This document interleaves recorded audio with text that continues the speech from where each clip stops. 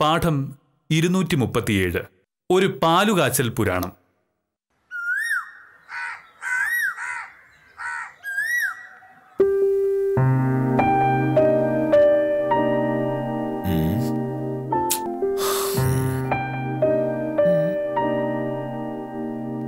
സാറേ, എന്താണ് വലിയ കണക്കൂടലാണല്ലോ?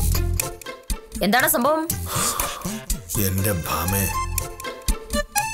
വീട് വാങ്ങിയതോടെ നമ്മൾ ആകെ പാപ്പരായി. ഗോപാലൻ കുട്ടിച്ചേട്ടന്റെ പൈസ കൊടുത്തു കഴിഞ്ഞാ പിന്നെ ബാങ്കില് ബാക്കി എത്ര രൂപ ഉണ്ടാവും എനിക്കറിയാമോ? എത്രയെങ്കിലും ആവട്ടെ മോഹനേട്ടാ, വീട് നമ്മുടെ പേരിലായി കഴിഞ്ഞാ അതൊരു വലിയ സമ്പത്തല്ലേ? നമ്മുടെ നാട്ടിൽ സ്വന്തമായിട്ട് വീടില്ലാത്ത എത്രയോ ആളുകളുണ്ട്. അതുപോലെ അല്ലല്ലോ നമ്മള് സ്വന്തമായി വീടുള്ളവരല്ലേ? പക്ഷെ വിശക്കുമ്പോ വീട് തിന്നാൻ പറ്റുമോ? വിശക്കുമ്പോ കഴിക്കാനുള്ളത് മേടിച്ചു തിന്നാനുള്ള കാശ് ശമ്പളമായി സർക്കാർ തരുന്നുണ്ട്. ഇല്ലെങ്കിൽ അത്യാവശ്യമുള്ള കാശ് ഞാൻ ജോലി ചെയ്ത് ഉണ്ടാക്കുന്നുണ്ടേ. എപ്പോഴും ബാങ്കിൽ ഒരുപാട് കാശ് ഉണ്ടാവണം എന്നുള്ള മോഹനേട്ടന്റെ ഈ ചിന്തയാണ് പ്രശ്നം. ആ ചിന്ത ഇല്ലെങ്കിൽ പട്ടിണി കിടക്കും. പട്ടിണി കിടക്കുമ്പോ ഈ ന്യായം നീ പറയില്ലല്ലോ. ഞാൻ വേറൊരു ന്യായം പറയട്ടെ. പറയുന്ന നീയാവുമ്പോ അതിൽ ന്യായം കാണാൻ ഒരു സാധ്യതയില്ല.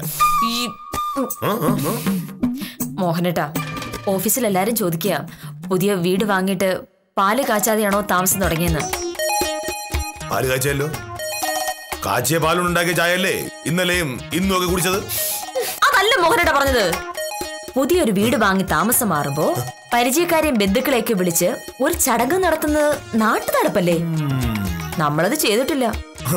അപ്പൊ അതാണ് ഭാമേ, നമ്മൾ അധ്വാനിച്ചുണ്ടാക്കിയതും നമ്മുടെ തറവാട്ടിൽ നിന്ന് കിട്ടിയതൊക്കെ ചേർത്ത് നമ്മളൊരു വീട് വാങ്ങിയതിന്റെ പേരിൽ നമ്മുടെ പരിചയക്കാരായ ആൾക്കാർ നമ്മുടെ ചെലവിൽ മൂക്കുമുട്ട തിന്നുന്നൊരു ഏർപ്പാട്. ആ ഏർപ്പാട് ഇവിടെ നടക്കില്ല.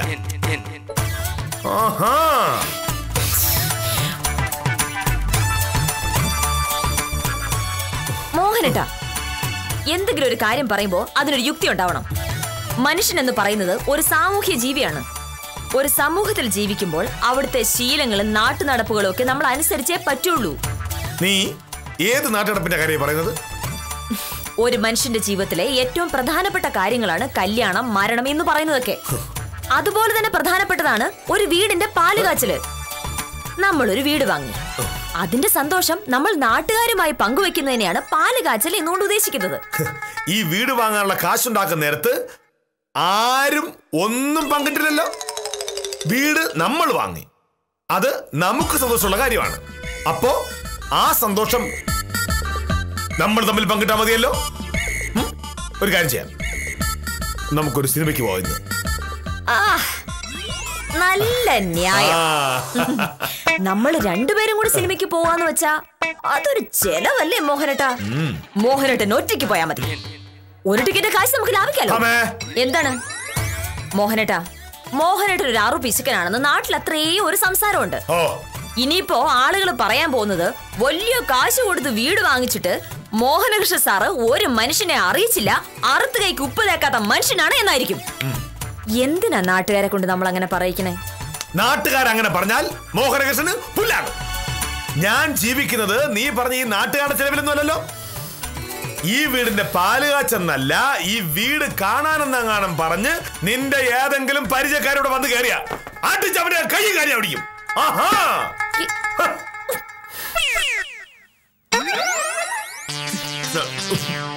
മോഹനേട്ടാ, ഭാര്യയും ഭർത്താവും കൂടി വീട് വാങ്ങിയിട്ട് ഭർത്താവിനോട് ചോദിക്കാതെ ഭാര്യ വീടിന്റെ പാലുകാച്ചൽ നടത്തിയെന്ന് നാട്ടുകാർ പറഞ്ഞാൽ എങ്ങനെയുണ്ടാവും? വളരെ മോശമായിരിക്കും. അപ്പൊ അങ്ങനെ ഒരു മോശപ്പെട്ട കാര്യം ഇവിടെ സംഭവിക്കാൻ പോകുന്നു. ഉറപ്പായും ഞാൻ എന്റെ ഓഫീസിലുള്ളവരെയും നാട്ടിലുള്ള ബന്ധുക്കളെയും വിളിച്ച് പാലുകാച്ചൽ നടത്തും. ഒരു സംശയം വേണ്ട സാറേ. ചെയ്യുമെന്ന് സത്യഭാമ പറഞ്ഞാൽ ചെയ്യുമെന്ന് മോഹനേട്ടൻ അറിയാം. എന്തിനാ ഈ ദുർവാശി? നമ്മളൊരു വീട് വാങ്ങിയ കാര്യം 10 പേർ അറിയട്ടെ.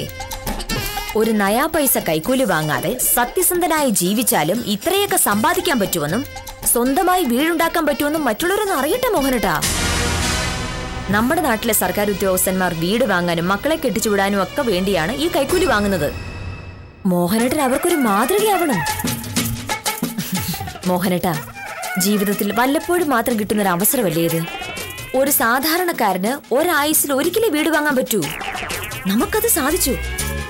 അതിന്റെ സന്തോഷത്തെക്കാട്ടിലും വലുതാണോ ഒരു പാലുകാച്ചിൽ ചെലവാകുന്ന കുറച്ച് പൈസ?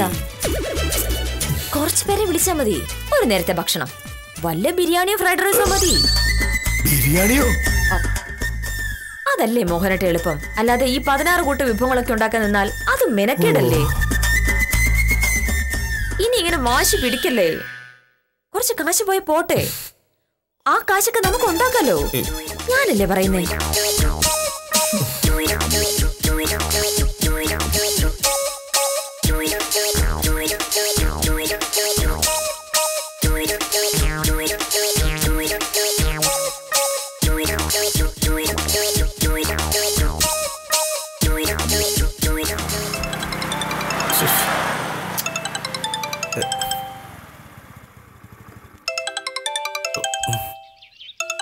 ഈശ്വര, മോഹനേഷ് സാറാണല്ലോ. എന്തായിരിക്കും കാര്യം? ഹലോ. ആ ഉത്തമ, ഇത് ഞാനാ. മനസ്സിലായി സാറേ. എനിക്ക് ഉത്തമനൊന്ന് കാണണം, അത്യാവശ്യമാണ്. എന്താണ് കാര്യമെന്ന് സാറ് പറ. ഉത്തമൻ പെട്ടെന്ന് ഇങ്ങോട്ട് വാ. പിന്നെ അകത്തേക്ക് കയറി വരണ്ട, പുറത്ത് ഗേറ്റിന് വെളിയിൽ നിന്നാ മതി. ഉത്തമൻ വരുന്ന കാര്യം ഭാമ അറിയാൻ പാടില്ല. അത് സാറേ അങ്ങനെ. ആദ്യം അനുസരിക്കാൻ പഠിക്കുക, ബാക്കിയൊക്കെ പിന്നെ. ഓ വാ.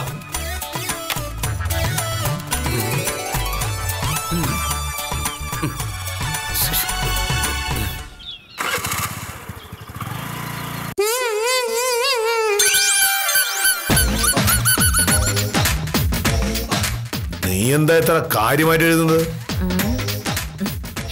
പാലുകാച്ചലിനെ വിളിക്കാനുള്ള ഒരു ലിസ്റ്റാ. ഒരുപാട് പേരൊന്നുമില്ല മോഹനേട്ടാ. എന്നാലും എത്ര പേര് കാണും? എന്റെ ഓഫീസിൽ നിന്ന് വിശ്വനാഥൻ സാറ്, സദാനന്ദൻ സാറ്, സത്യപാലൻ, വിദ്യാലക്ഷ്മി, ദിലീപ്, ഗോവിന്ദൻ, അങ്ങനെ കുറച്ചു പേരേ ഉള്ളൂ. പിന്നെ വിശ്വനാഥ് സാർ വരുമ്പോ സാറിന്റെ മോള് കൂടെ ഉണ്ടാവും, പാർവതി. അവൾക്കാണ് എന്നെ വലിയ കാര്യമാണ്. ആയിരിക്കുമല്ലോ. പിന്നെ സദാനന്ദ സാറിന്റെ കൂടെ ഭാര്യ, മത്തായി ചേട്ടൻ, പിന്നെ ഓഫീസിൽ ഏതെങ്കിലും 2 ഗുമസ്തന്മാര് അത്ര ഉണ്ടാവുള്ളൂ. അത്ര വരത്തുള്ളൂ. പിന്നെ വിദ്യാലക്ഷ്മിയുടെ കൂടെ ഹസ്ബൻഡും ഹസ്ബൻഡിന്റെ അമ്മയും കാണും. വിദ്യാലക്ഷ്മി അമ്മായിയും ഇല്ലാതെ ഇവിടെ പോവില്ല. അത്രയ്ക്ക് സ്നേഹം അവര് തമ്മില്. നാട്ടുകാരുടെ ചെലവിൽ ശാപ്പാടിക്കാൻ ഒരു അവസരം കിട്ടുമ്പോ അമ്മായിമ്മ മാത്രമല്ല, വീട്ടിലൊരു അൾസേഷൻ പട്ടി ഉണ്ടെങ്കിൽ അതിനെ കൊണ്ടുപോകണം. പിന്നെ സത്യപാലൻ പുള്ളി ഒറ്റയ്ക്കേ വരത്തുള്ളൂ. മതിയല്ലോ. അവൻ ഒരുത്തൻ വിചാരിച്ചാൽ 6 പേർക്കുള്ള ഭക്ഷണം ഒറ്റയടിക്ക് വലിച്ചു വരുത്തുന്നളയും. ഓണത്തിന് സദ്യ കൊടുത്തപ്പോ ഞാൻ കണ്ടല്ലേ. കഴിഞ്ഞ ജന്മത്തിൽ അവന്റെ പേര് ബഹൻ എന്നായിരുന്നു. പിന്നെ വരാനുള്ളത് ഗോവിന്ദൻ. ഗോവിന്ദന്റെ കല്യാണം കഴിഞ്ഞിട്ട് 3 മാസമല്ലേ ആയുള്ളൂ. അതുകൊണ്ട് ഗോവിന്ദന്റെ കൂടെ ഭാര്യ എന്തായാലും ഉണ്ടാവും. പുള്ളിക്കാരുടെ അനിയത്തി അവരുടെ കൂടെ തന്നെ താമസം. ലോ കോളേജിൽ പഠിക്കുന്ന അശ്വതി, ഞാൻ പറഞ്ഞിട്ടില്ലേ, അവളെയും കൂടി കൂട്ടാൻ പറയാം ഗോവിന്ദനോട്. എന്തായാലും വരികയല്ലേ. പറ്റുമെങ്കിൽ ഗോവിന്ദന്റെ കുഞ്ഞമ്മയുടെ മോളെ കൂടെ വിളിച്ചോണ്ട് വരാൻ പറയാം. എന്തായാലും വരാണല്ലോ. ഓഫീസിലുള്ളവരുടെ ലിസ്റ്റ് കഴിഞ്ഞാ പിന്നെ വീട്ടിലുള്ളവരാ. അത് ഞാൻ ഇന്നലെ കണക്കൂട്ടി വെച്ചിട്ടുണ്ട്. അവരെല്ലാരും കൂടി ഒരു 30 പേര് കാണുമായിരിക്കും. അത്ര ഉണ്ടാവുള്ളൂ. വളരെ കുറഞ്ഞു പോയി. അയൽപക്കത്തു നിന്നൊക്കെ ഒരു 10-25 പേരെ കൂടെ വിളിച്ചിട്ട് വരാൻ പറ. ഇക്കാര്യത്തിലൊരു പിശുക്ക് നടക്കില്ല മോഹനേട്ടാ. ഇത് എന്റെ അഭിമാനത്തിന്റെ പ്രശ്നമാണ്. ഇനി വിളിക്കാനുണ്ട് 4-5 പേരെ. ലോ കോളേജ് എന്നോട് പഠിച്ച Suma, Gayathri, Philomena. Law college പഠിച്ചവരെ മാത്രമാക്കണ്ട, LKG നിന്റെ കൂടെ പഠിച്ചവരെ അതിനപ്പുറത്തെ സ്കൂളിലൊക്കെ വിളിച്ചോണ്ട് വാ. എല്ലാരും വിളിക്കുക. മോഹനേട്ടന്റെ ആഫീസിൽ നിന്ന് ശിശുപാലൻ ചേട്ടൻ, സ്വയംപ്രഭ, കാഞ്ചന, പിന്നെ വേണമെങ്കിൽ തഹസിൽദാരോട് വിളിച്ചു നോക്കാം. വരാൻ സാധ്യതയൊന്നുമില്ല, അവർക്കൊക്കെ വേറെ പണിയുണ്ടാവൂല്ലോ. ഈ പറഞ്ഞത് നിന്റെ അറിവില്ലായ്മ. ഞാൻ വിളിച്ചാൽ ബാക്കി സകല ജോലികൾ മാറ്റിവെച്ച് തഹസിൽദാർ ഈ വീട്ടിലേക്ക് വന്നു ചേരും. പക്ഷേ മോഹനേഷൻ വിളിക്കില്ല. ഉത്തരവാദിത്തമുള്ള ജോലികൾ ചെയ്യുന്നവരെ ശല്യപ്പെടുത്താൻ പാടില്ല എന്നതുകൊണ്ട് മാത്രം. ശരി, ആയിക്കോട്ടെ. മോഹനേട്ടന്റെ ബന്ധുക്കളും അയൽക്കാരും എല്ലാം കൂടെ 30 പേരെ കൂട്ടാം. പിന്നെ ഇവിടെ അടുത്തുള്ള ആളുകളും ഉത്തമനും. അത്രയും പേരൊക്കെ മതി. എല്ലാം കൂടെ ഒരു 100 പേര് അത്ര ഉണ്ടാവുള്ളൂ. വീടിന്റെ പാലുകാച്ചാണോ മരിച്ചുപോയി നിന്റെ അച്ഛന്റെ 16 അടി ദിനമാണ് ഇവിടെ ചേർത്താ പോകുന്നത്?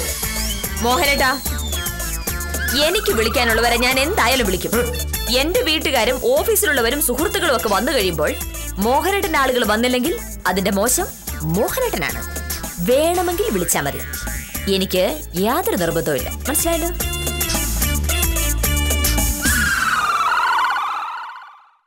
ഇവളെന്നെ കുത്തുവാളടുപ്പിച്ച് അടങ്ങൂ.